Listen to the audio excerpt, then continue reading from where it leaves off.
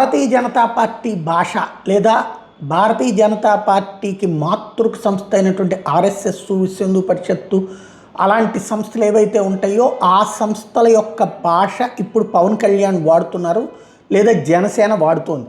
వాస్తవంగా వాళ్ళు ఎవరికైనా పదవి ఇచ్చినప్పుడు నువ్వు నగర కార్యదర్శి లేకపోతే విభాగ కార్యదర్శి లేకపోతే ఇట్లా ఉంటాయి పేర్లు. ఈ పేర్లు ఉన్నటువంటి చోట్లన వాళ్ళకి ఎవరికి కూడా నీకు ఈ పదవి ఇస్తున్నావు, నువ్వు మండలానికి అధ్యక్షుడివి, నువ్వు లేకపోతే దీనికి ప్రెసిడెంట్, దీనికి సెక్రటరీ అనేటటువంటిది కాకుండా అధికారం ఇస్తున్నా, నీకు ఈ పదవి ఇస్తున్నాం అన్నారు వాళ్ళు, నీకు ఈ బాధ్యత అప్పగిస్తున్నాం అంటారు. ఇప్పుడు అదే పదం జనసేన వాడింది. కూటమి ప్రభుత్వంలో జనసేన పార్టీ తరపున నామినేటెడ్ పదవులు పొందిన వాళ్ళతో విస్తృత స్థాయి సమావేశం పవన్ కళ్యాణ్ ఏర్పాటు చేయబోతున్నారు.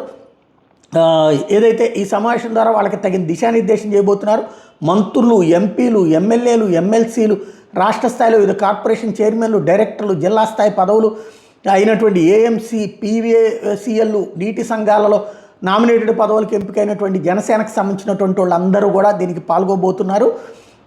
22వ తారీఖున మంగళగిరిలో జరగబోతుంది. ఈ సమావేశానికి ఆహ్వాన కమిటీ సభ్యులుగా చిలపల్లి శ్రీనివాసు, గంజి చిరంజీవి, అమ్మిశెట్టి వాసు, వై శ్రీనివాసు, రావి సౌజన్య, మల్లెపు విజయలక్ష్మి, వికృత శ్రీనివాసులు నియమితులయ్యారు.